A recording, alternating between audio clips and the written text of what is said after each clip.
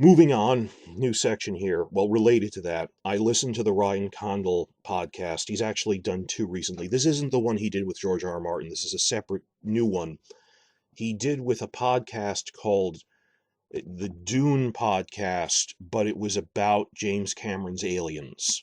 Because Condal is an avid collector of famous movie props. So he came on to talk about that, but in the first 20 minutes, he talked about House of the Dragon. I'm linking that in the description box below. Check it out. It doesn't need a timestamp. They timestamped. They said first 20 minutes right at the beginning. They talk about that before moving on to their full podcast.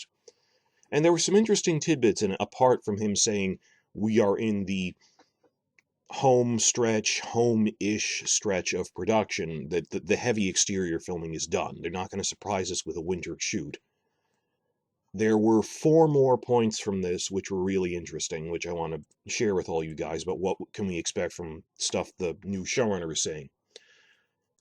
Point 1, Condal, this is just obvious, Condal acknowledged that they have 2 full-time filming units running concurrently. I mean, it's not that this was a secret, it's just it's the first time we're hearing it from his lips saying, we have 2 full-time filming units, and they are officially named Fire and Blood for the book Fire and Blood. We already knew this from IMDb listings. It was just fun to hear him saying it and going, wow, man, those names are cool. Whereas on Game of Thrones, it was Dragon Unit and Wolf Unit most of the time. Briefly, like for season 4, there was one season they had a 3rd unit, Raven Unit. Then they folded it again, and then like by season 6, they made White Walker Unit for just all the stuff with Whites and White Walkers, for all the zombie stuff.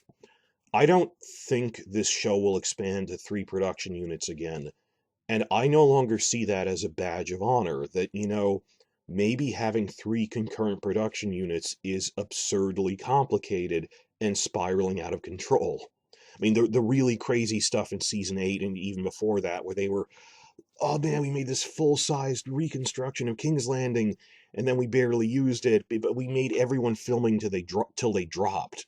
That you shouldn't have so much stuff that you need 3 concurrent units. That's diminishing. They were just showing off that they could do that. They didn't need to do that. Which actually ties into point 2 out of 4, which I got a lot more meaning out of. There's this point where Condal compliments that behind the scenes, how are they filming House of the Dragon? He compliments that on set, for their film crew and the actors, they've been using the European model, the European standard model for a work day on a filming unit.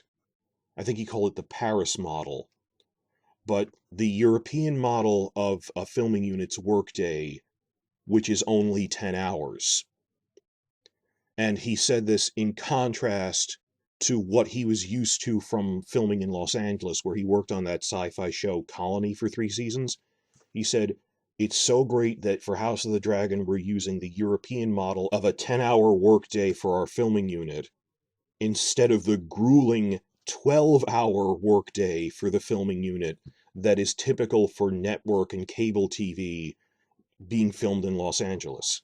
That from experience, he knows if you overwork the cast and crew, you get diminishing returns and a reduction in quality. That it's not just, we're working as a badge of honor, I made my crew work 7 days a week, 18 hours a day. You're going to get lower quality work if you do that, just physically.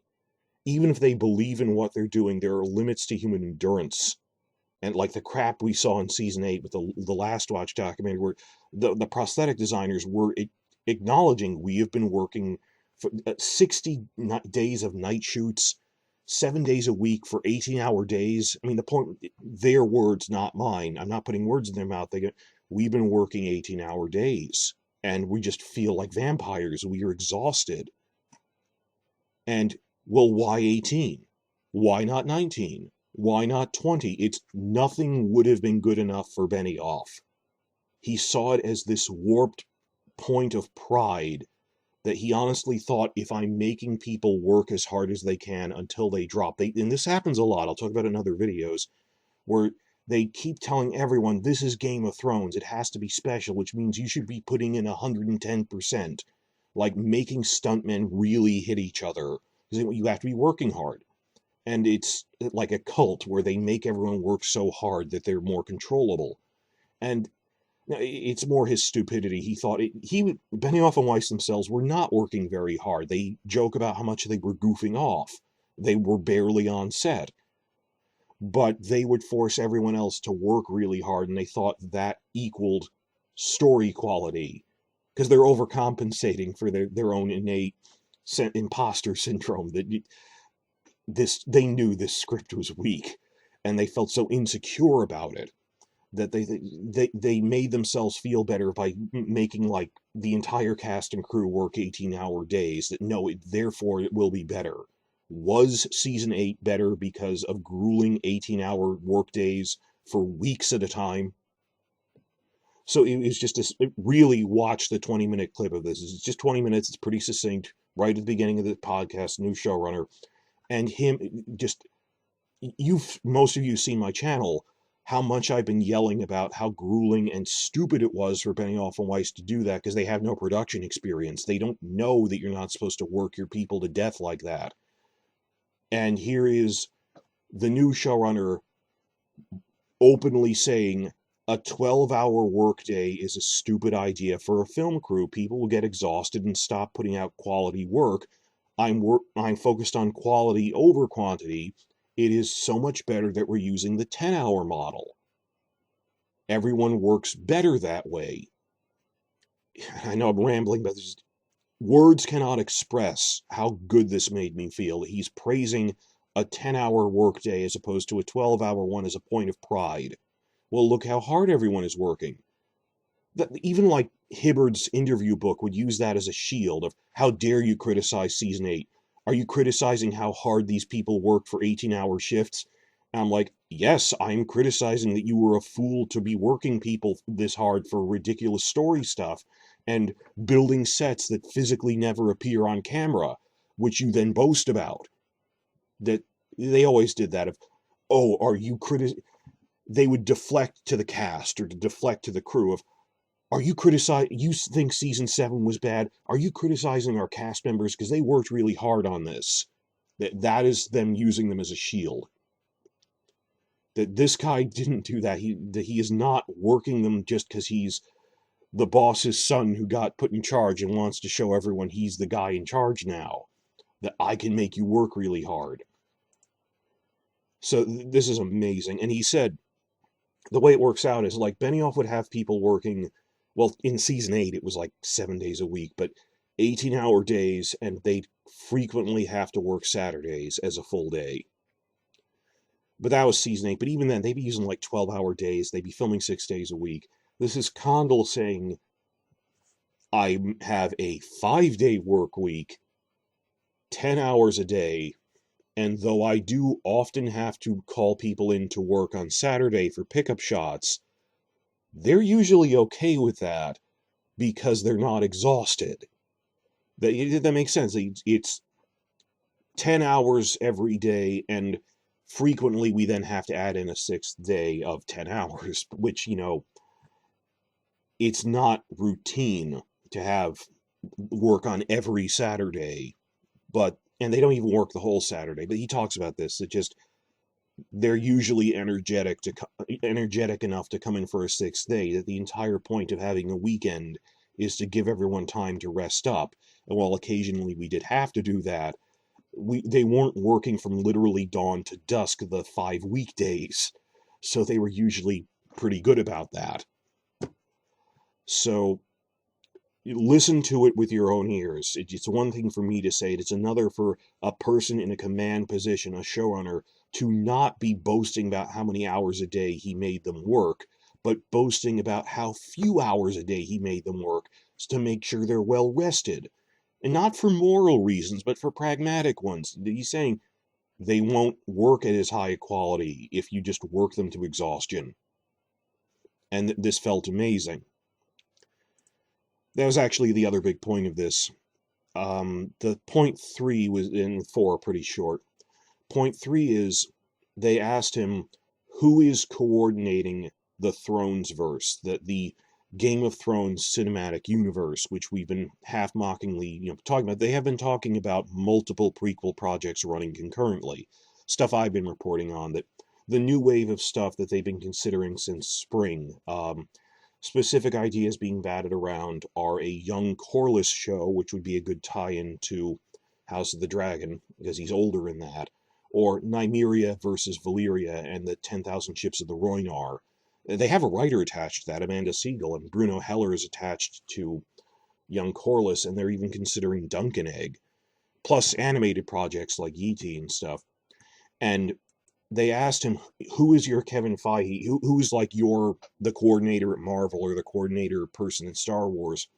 And he gave a polite answer that he didn't know because they don't have one yet. No, he said, I like the metaphor he used, that if you're comparing us to the MCU and asking who's our Kevin, this is the equivalent of where the MCU was around the time Iron Man 1 came out, or at most like when Thor 1 and Captain America 1 were coming out, like the same year after that, but there wasn't a crossover or anything yet. Like he said, like this is like Iron Man 1 era by that comparison, that we're not really a cinematic universe yet. The way that there's multiple Star Wars shows, multiple Marvel shows, even like The Witcher, it has like prequel projects that are both animated and live action. He said, we're not up to that yet because House of the Dragon isn't even airing yet. And he said, might be the coordinator if I was asked, but so far I'm just focused on the thing in front of me. That he said, wow, who's running the Game of Thrones cinematic universe? He's like, we're not at the scale of Marvel. We never will be. And while there probably will eventually be someone coordinating all of this, things are early now. It's growing into that. We'll get to that point. We're like at Iron Man 1 level. This entirely makes sense. He was completely honest. The fourth and last point Condal made in this new podcast was about how COVID lockdown back in 2020 gave them more time to work on the scripts. Now, at the time, some people are asking, oh no, is this going to shut down production? And even the head of HBO drama, Casey Bloys, he said this, and at the time I defended him. It's just common sense. He's right. He said in interviews, Casey said, guys, it won't shut down production because we aren't filming this yet. We're not even in pre-production. There are no sets. We haven't hired any crew. There are writers, and they're just having Zoom meetings with each other to bat ideas off each other and, emailing scripts, but there is no production to shut down. We're not that far along in it. So even at the time, people are worried, and I was saying, no, logically, this wouldn't slow anything down. If anything, it gives them more time to focus on the writing, which is what happened. It worked out for them, actually. It wasn't a hindrance. It actually gave them more time to write. So nothing really got slowed down, which is great. Imagine if this had hit, like if the pandemic had hit, like right after filming began or something, or just how weird that would. Some shows got really messed up by being right in the middle of filming, or movies that got really messed up by that. But no, that didn't happen with them. And he gave this really good explanation. It's fascinating to me how the inner workings of the writer's room work, because I am not an expert. I don't know what it's like being in the Hollywood machine of that. So I must confess I am naive about this and don't really know, and I try to hold on to the facts that they do admit to us of, okay, these are the stages that a draft goes through. What Condal explained was, he has a background in cable TV, not prestige-level Emmy dramas on premier networks like HBO. He worked on Colony for 3 years, and that airs on the cable network USA. So like I said, he's used to the grueling, we're a cable show cranking out content with a grueling 12-hour workday, whereas no premiere stuff you need in Europe, you get a 10-hour workday. But from the production standpoint, from the writing standpoint, he said shows don't just, make a script. The scripts go through multiple passes. And I think this will make sense when I go through the whole thing. I think that passes mean a full review process, because I know from numbers I've seen on scripts for Game of Thrones that a script can go through about a dozen revisions. But I think it's every time you change even a single line of dialogue or turn of phrase, you have to renumber the script. I think a pass is when you run the whole thing top to bottom down by the other writing staff. That a full review and revision of it, not just a minor update. The way he explained it was that only Emmy-level shows get, quote, third and fourth passes on scripts. He said, I am so relieved that I got to do third and fourth passes on this because I never got to do that on Colony. As just a cable sci-fi show, I never got to do third and fourth passes on things. But when this, I'm scrutinizing this so much because a few people got confused over Twitter and with the language barrier, some of the other language news sites. He wasn't saying it's unusual that I managed to get a third and fourth pass on House of the Dragon because of COVID. Now, even if there was no COVID, that he had never worked in Emmy-level TV before, and one of the reasons it's Emmy-level is they take the time to give the scripts a lot of polish. And like even like Succession or Euphoria, other HBO shows, it is normal to get a third and fourth pass, full review of the script. Whereas on Colony, he was just cranking stuff out. But that has nothing to do with COVID or something unusual for House of the Dragon. It's just because it's an Emmy-level show. What did happen because of COVID, and this is, I'm sorry for all the build-up, but the distinction he made is he said, it's so great I get a third and fourth pass, but that's normal for an Emmy-level show. What did happen because of COVID lockdown, because they had all this extra time to review the scripts, is he said, we had more time to actually pass the script to the actors. That not only did we, the writers, get to do 3 or 4 major reviews of it, we had extra time to bounce the scripts off the actors and to get feedback from them. That it was truly a collaborative effort. That imagine them like running scripts to Matt Smith, to Emma Darcy, and there's only so much an actor can actually change. It's not like they're going to go, I don't think Ned Stark should die in this, or I don't think Cersei would kill that man.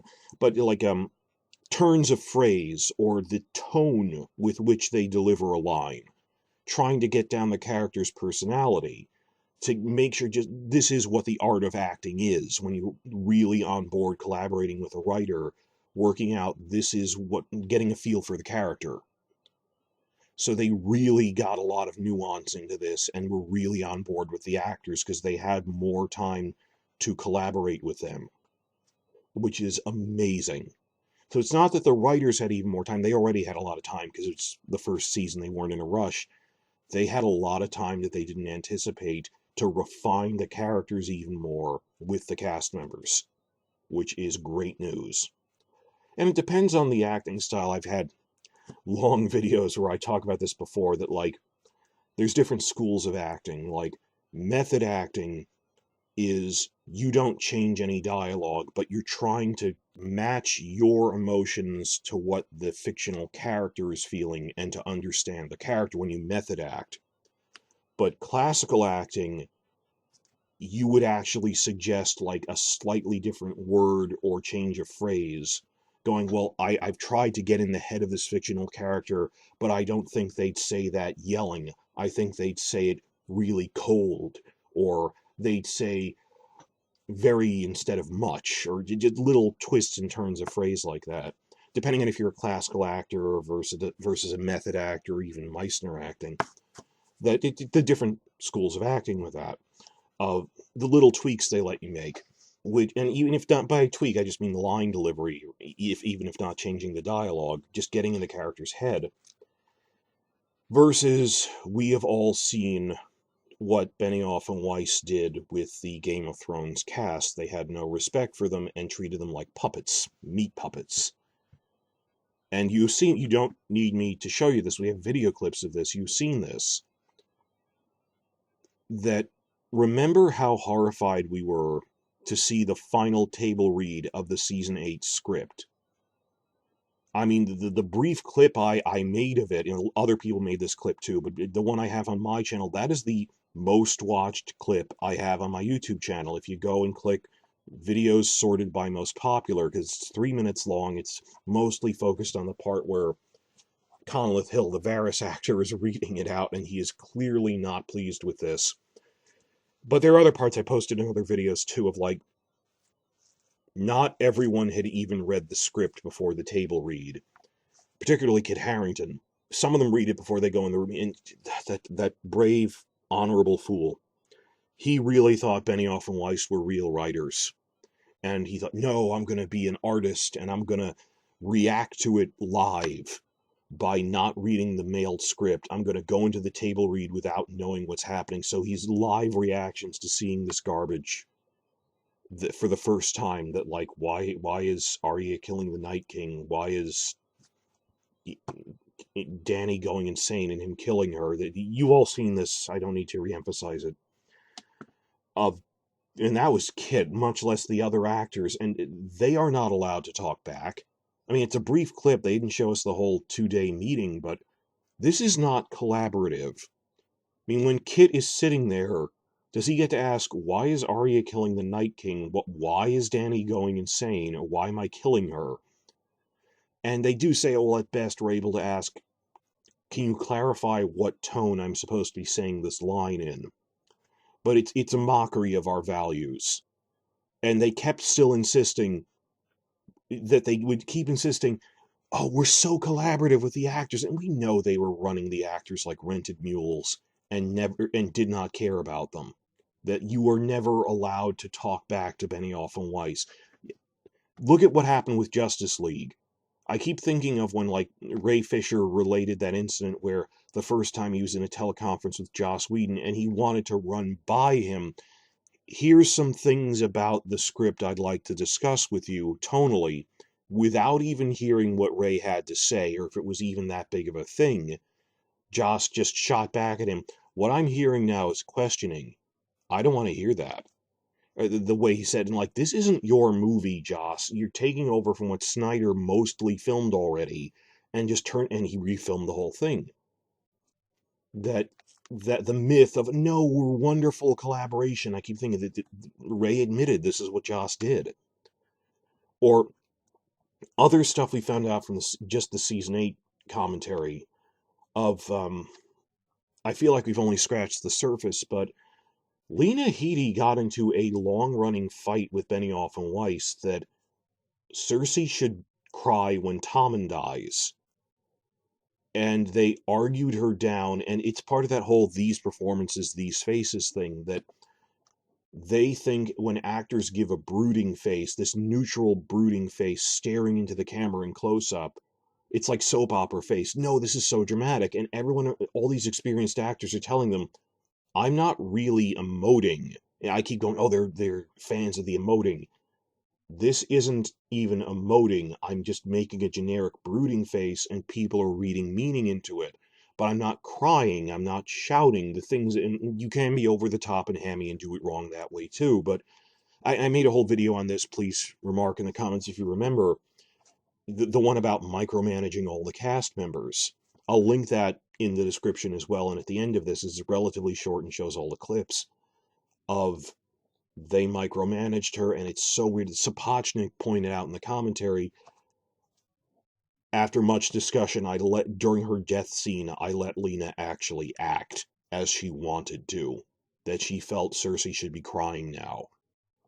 Because there were so many other points where this isn't a good performance. Lena herself doesn't think this is a good performance in like season 7 or season 8, where it's just them making her do the brooding face, the staring with the faces, all the time, and that no, they shackled her acting ability, that this was limiting her. This was not collaboration on any level. That no, do what I tell you. And there was no collaboration on that. Sorry, it's very upsetting to remember all that. And of course, remember the Barristan Selmy actor. When you're talking about collaboration, when he actually wrote them a detailed letter back questioning, why are you killing my character off? He does a lot more in the next book. He's even a POV narrator in the next book. What are you doing to the story of books to TV series? And as they have repeatedly publicly boasted, that made us want to kill him even more. That there is no collaboration. It's not just that they felt this, obviously they feel that they would go around to interviews boasting about this and the crowd would laugh. This isn't funny. Like they said that at Austin Film Fest, but at many times before that. Quote, wow, killing off the Barristan Selmy actor sure made all of the other cast members fall in line. That if you fight with us, we will kill off your character. Storyline be damned. And it reminds me again of Joss Whedon threatening Ray Fisher and Gal Gadot. If you keep disagreeing with me, I'm going to write in to make your character, to make them intentionally unlikable, to screw over the Wonder Woman movies, your franchise.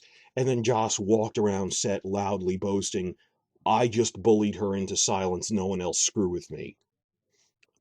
It's the same thing, ruling through fear, and, oh, you question me? I will intentionally humiliate your character and write you off or kill off your character. And this is your show, Joss. This is a movie you're putting out. And you're saying you will make things intentionally unlikable, harm the box office performance of the next Wonder Woman movies for petty revenge?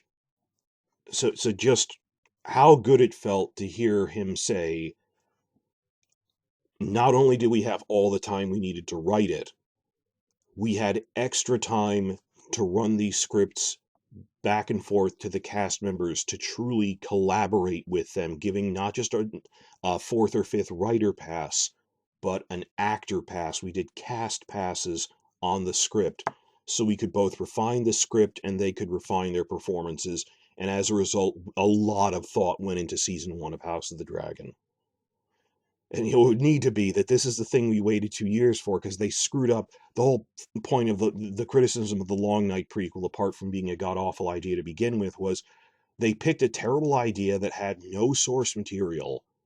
And the early Game of Thrones seasons were good because they're based on books. There is no prequel novella about the Long Night. And within, 2 or 3 years since when they greenlit it, they thought they could churn out a pilot and overall story outline equal to something based on a book. No, House of the Dragon is based on Fire and Blood, and they had as much time as they needed. They have source material, as much time as they needed, even bonus time to run it past the cast members. So they're collaborating with the cast, that saying, I take it as a point of pride that we use the European model of a 10-hour workday instead of a 12-hour one, because that is not a measure of our dedication. That's watering down our work, that I want quality work over quantity.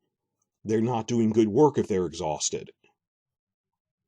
So everything, it's shorter than I'm saying, giving my own thoughts on this 20-minute clip, but reading into that, what this says about their production, that they have a writer's staff, period. That there is a full writer's room, period, who were able to do multiple drafts and 3 or 4 passes back and forth amongst a room of people, as opposed to, oh yeah, Benioff took the first half, I took the second half. And there weren't like people discussing things. There is a full writer's room, got as much time as they needed, with even extra time on a scale of months to run it past the cast members. This is amazing. And that's just in terms of the scheduling and stuff. So just, I know this ran long, but it was, how many times do we get an interview with the new showrunner talking about how they're running everything? And I felt really good about it.